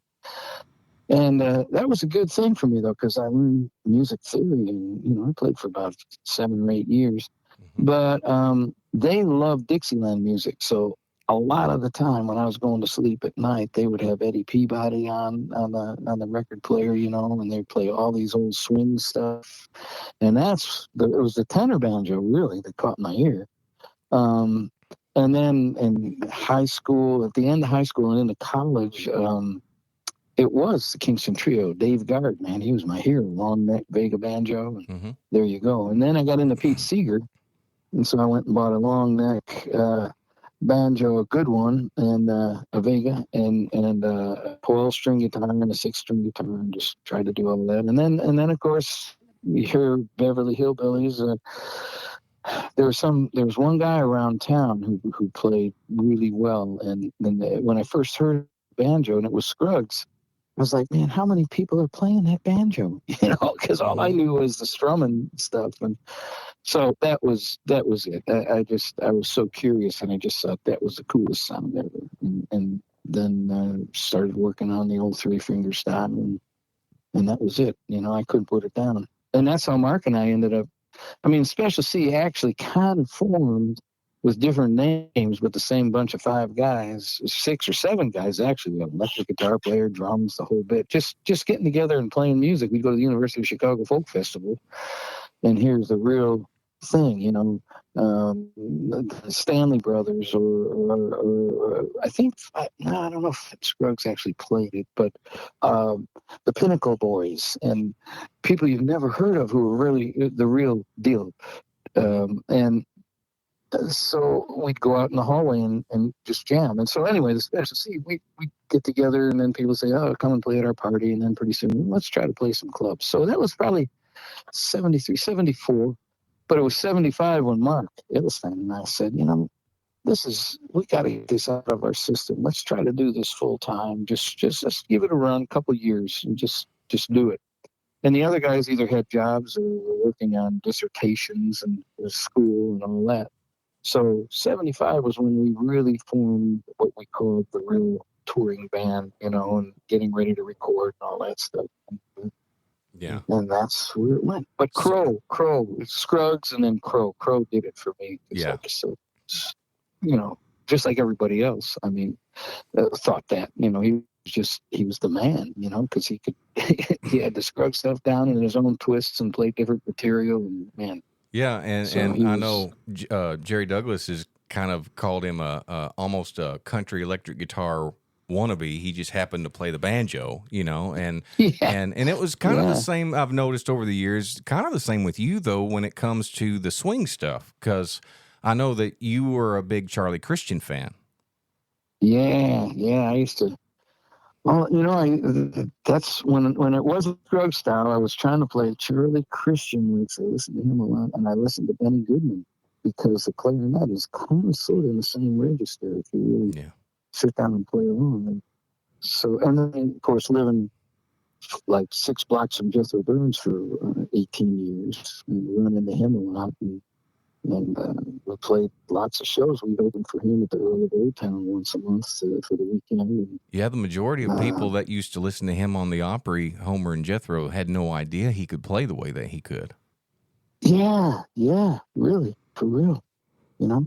And the reason he and Homer moved to Chicago was to be in the WLS Barn Dance, the National Barn Dance. That's why they moved to Chicago area, and they were here for a long, long time.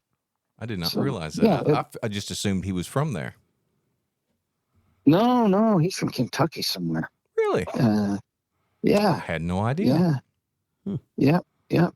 And they moved up here. They made and this is right after they were in Vegas all the time. I mean, they were stars. They were, you know, on all the TV show, Johnny Carson, Wells before. They moved here to be on the Barn Dance, and it still did their touring and everything. But then Homer just dropped dead one time. Yeah, they were scheduled to play a show. You know, he just walked out of the house with his guitar, fell down the steps, and had a heart attack, I guess. But and Jethro, he was good friends with Elvis. He knew Elvis. He knew all those because everybody had such respect for him, you know, for Jethro. So he had all those connects, and he came to Chicago. I thought that was great. Yeah, that's awesome. And you got the good fortune to be able to live right there by him in Evanston, right? Yeah. I would see him walking to the music store, and I was so nervous. I asked him to play on my first solo recording. That was 1980, and I didn't know anything about Was that being Lone in the Star? studio for real. It was, yeah. You had the prettiest Yeah, Western yeah. shirt with the roses on the little petals and all that. And he had all this long flowing hair, but none on his face. That's right. Yeah. There you go. Yeah. But he was great. Jethro was like the godfather here. He was everybody's friend, unless you were a jerk. If he really, if he didn't like you, he'd let you know. That's for sure. But he liked it, that was just if you really were a jerk. And, there are some people in this business that sometimes the nicest, but not many at all. Yeah. So, yeah. So I couldn't believe it. He played on it. If we do a Route 10 reunion, we need to get everybody in person or something. That'd be fun. Wouldn't it? Yeah, get us all in that one would room. be great. Yeah, just get everybody in a room and we just record and play music. Man. And then we can encourage everybody to call in. We can have different Yeah, folks there you call go. in. Yeah, to there you us. go. Yeah, ask questions. And, Yeah. Questions. Well, maybe we we can meet halfway between here in Chicago, like in Metropolis or something. We can figure that halfway between here and Chicago. What is that, like 20 minutes? Yeah. Yeah. That's good. That's only 6.5 hours. Yeah, that's right. That's right. Yeah, it's about 20 minutes for us and like 6.5 hours. For We'll you. definitely figure that out because Jamie Clifton is down near Oklahoma City, I think, these days. So we gotta, wow. we gotta find him a way. And of course, Timmy lives in Nashville, so Yeah, that's we're good not there. bad. Yeah. Well, So yeah, we'll definitely. I'll contact those guys and we'll make that happen. let's do it. That'd be fun. Yeah, that'd be great. Yeah. You guys shocked me, as you recall, at the Station Inn a few years ago. And I couldn't, Yeah, that was so much I fun. couldn't believe it. You put that together, and They all showed up. There was so little planning on that. Nobody knew what was going on because, like, everybody started when you kicked off Carolina in the Pines. Like, everybody was supposed to have put their instruments down and walked off the stage, but they didn't. Mm-hmm. They started the song with you, and then they stopped, and then like we're back in the back, and And I'm back there "Where you hollering like, going?" "Hey, don't play that! Don't play that!" And of course, Timmy's back there going, "Shut up, Josh, shut up!" And I'm like, "No, they're going to play the song without us." But anyway, it ended up working out. Yeah. So that was a lot of fun. That's awesome. That was a lot. That was a fine night. That was great. Yeah. We- Big surprise. We like to end with playing a song. So what do you think we should play? How about Inagata Davida? I think that would be appropriate, Yes. Is that like living in Was La that Vida on the Loca? Lone Star recording? I can't remember. Was that on? right. As much as we talked about Carolina and the Pines, I don't see how we can get away with not playing. Well, let's that. do Yeah, that. then. you That's might have- fine. Yeah. Yeah. That's fine with me. Yeah. Yeah. Josh is like, that's fine with me. That's fine. Or we can play that and then play something at the end or something. Yeah, there you go. Maybe something that showcases Greg Blake on vocals or something. You know, Yeah, that would be cool to be able to absolutely. do as well. Well, we can do it. So, well, Greg, thank you Well- so much for taking your time to chat with us and let us Well, make fun of you and all that stuff. roast. Yeah. Hey, he's It's been used to great, guys. I'm glad you guys are doing this. Really, it really anything to bring the music to the attention of the world, and have people know about it. And you're bringing out the personal side of the music, and I think that's fabulous. Because I think a lot of people like to hear that. They want to know. Absolutely. Yeah. And Tim and What I were goes on? talking before this had started where we're trying to come up with a little segment of like the stories behind the songs and stuff. So, Oh, yeah, there's yeah. on this album, there's, a few things, which of course the very first song on the Route 10 album, was Say You'll Stay in My Arms, which was written by Ron Spears. And of course, Ron Spears. Ron right. replaced me in the special consensus when I left to go with Rhonda. And of course, we lost him last year, and Yeah. just unexpectedly. And that one, that really, that was kind of a wake up call for a lot of folks, I think, because I know it was for me, because here I was, not touring anymore. I'm on, the other end of it, of the music side, and working a normal day job, and then finding out like a week or two after he had actually passed away, where it was like, oh my gosh, I couldn't even be there at his thing for him, so it's like I know. I the same thing. Yeah, he's the first out of those 51 people in Special C. He's the only one. He was the first guy to leave the world. Yeah. Well, it's kind of one of those. That's powerful. Give your flowers while they're living, type of thing. Yeah, so, exactly. Exactly. Yeah. But I will never forget the time that Ron left his camera in the Special C bus. And let's just say he got a photo back that Greg will have to answer to all the people that are listening to this when they come and see Greg at the performance with the Special Consensus. He can tell them what they saw. Oh, man. Yeah, because I was the one who took the picture because I wasn't going to do that. Yeah, he left the camera out on the table backstage and they go up and play. And I took the pictures with it. That's right. About 2 weeks later, Charlie, their guitar player, took the film to be developed. And the guy at the drugstore called him up and said, you sure you want me to, develop every picture on this room? He said, well, yeah, sure, of course. Let's just say it could have been embarrassing. And I have to say this, Greg, and forgive me, we'll probably cut this out, but maybe we won't. Who knows? But that's the beauty of this show. But I will say that we ended up getting an email later on that said, who are these assholes? who are these assholes? That's right. That's for real. Literally.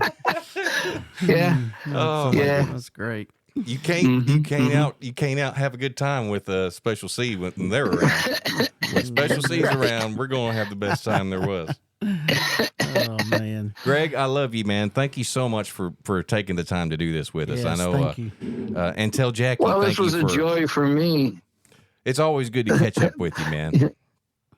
Likewise. And you and Tim, this is great. And thank you for having me, really. It's just a good thing. It just feels good, and it's great. Well, I appreciate it. Well, keep us on your radar and come be with us again. And we'll definitely work on the Route 10. We'll work on this thing. Route 10 thing. Yes. Yeah, that's a good idea. Absolutely. That'd be great. Heck yeah. And then we'll come up with all kinds of stories to tell about each song. Oh, yeah. You never know. Oh, that's a fact. That'll be a 2-hour special. The good, bad, and the ugly. Yeah. That's right. Yeah. The good, bad, and the smelly. Right. Yeah. Yeah. There you go. That's right. Yeah. Oh, there was that tape. Oh, that's another story. Oh my goodness! Yeah, let's save that for the reunion show. Yeah. Greg was so mad when he found out we were using his recorder, though. He's like, "No." Yeah. Right. You guys get your own. God. Yeah. Is this not funny to you? Oh, God. Yeah. Oh my gosh. Dot. Yes. We'll leave that one for the next time. But give Jackie our love and tell her thank you for letting us be a part of y'all's evening this evening, and thank you for being a part of ours, Greg. Absolutely. We really appreciate you, man. And thanks a million. Here's to 50 more years, my friend. I love you. That's right. Okay, I love you too, really. And this was a real treat. Thank you, guys. Thanks. All right, Greg. Thank you, man. We'll do it again. All right, buddy. Talk to you later. All right. Okay. Bye-bye. And now here's Carolina in the Pine. That's right.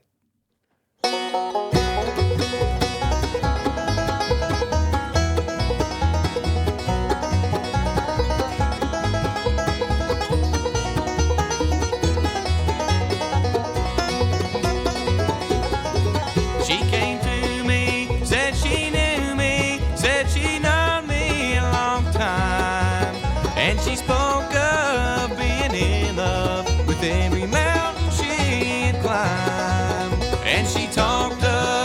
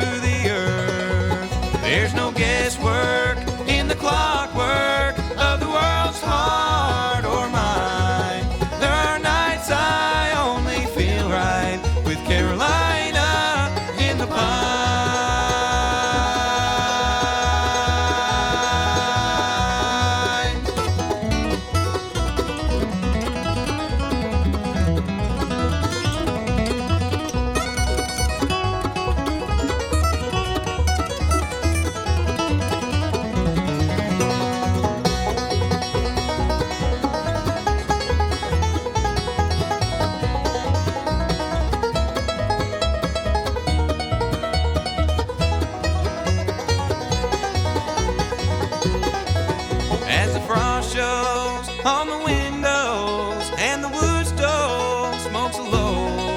As the fire grows, we can warm our souls, watching rainbows in the cold. And we'll talk of trails we walked up, far above the timberline. There are nights I only feel right with Carolina in the pines.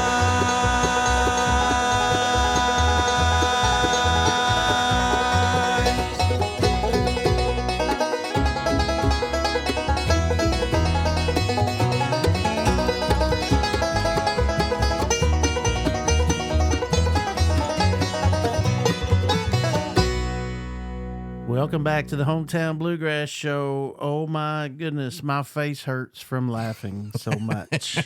I don't think I've laughed that much in a long time, and that's a shame. Well, that's good. That just means we need to do this more often. Is what that means. No doubt. Well, that was such a blast to hear you guys talk about the past and your old fun times together. And I bet traveling the road with old Greg, I bet that was a hoot. It was the best. I had the best teacher that I could have possibly had for life on the road because, when you're out there on the road, man, so many things can go wrong quickly, but being able to laugh through it is a big deal, and there's some times in my past that I haven't been able to laugh through some stuff, but for the most part, just the time that I spent on the road with that group was just way more laughing than ever. I bet. Well, and you hit them right out of high school, so you were Literally. a young teenager and just all of a sudden graduate high school and just take out on the road. And what a great mentor and a great person to be around to handle all those situations. Yeah. So. What's funny is when I first went on the road, and I didn't know this for like the first year until Greg finally told me, but he said, when right before we went out the first time, your dad had a talk with me. And I said, really? Because what's funny is they're exactly the same age. My dad was and Greg. They're both born in 46. And he said, I just want you to know I'm trusting you with my son. And Greg was like, okay. Okay. And he did, man. He looked after me. Like he really did. I mean, he respected me as a musician, but I never drank. He never was anything, he would never let me drink. Once I turned 21, that decision became mine. But he was never going to be a part of anything like that. And I respect him for that. And the fact that he respected me and respected my father enough, to actually be that way. Not everybody would be that way. Some people would probably just say, hey, screw it. He's out here. He can make his own mistakes or whatever, but. Right. But he wasn't like that. So Greg did a lot for me, and I really do appreciate that. Well, he's done a lot for bluegrass music in general. I mean, he really is just a legend. And like you said, I think during the interview, you can hold a band together and run a band for 50 years in the bluegrass industry or any music genre. I mean, it says a lot about the kind of person he is. So yeah, absolutely. I mean, that takes not only somebody that's nice, but a good manager, a good promoter, a good businessman. I mean, that's a lot. Yeah, and he is all of those. Yeah, that's super. It was so good to talk to him. So, and I have seen him, which we didn't talk about this, but I have seen him absolutely go crazy when his cell phone wouldn't work. I've seen him lose his freaking mind, and it was so funny. In fact, one time we were going down the road, and his phone wasn't working, and he was, hello, and finally, we thought it was just the funniest thing ever because we'd always joked about this was going to happen one day, and he finally said, hello, God, and he rolls the window down. And he just chucked it out the window. Oh, my God. And then he reaches down in his briefcase between the seats, pulls out another phone, and starts dialing. Oh, my Lord. That had to be the day before the day of iPhones, $800 phones. Yeah, it was. I think it was. I think it was before the iPhones. So, yeah, I mean, I think iPhones were a thing, but they weren't like, everybody's got an iPhone now. Right, exactly. Kids are born with the ability to open iPhones now. No doubt. So. But yeah, that was a funny time. Yeah. Well, you know what? We got a fun job doing this. I love this, man. We get to talk to a lot of neat people. So I love it. I'm glad we're doing it. me too. So much fun. Let's So- keep doing it. What do you say? You want to? I do. Same place, same time next week. Let's do it. All right, sounds good. I hope y'all will join us too now. Man, I guarantee they will on the Hometown Bluegrass show presented by AllenMusicShop.com. See y'all. Bye, everybody.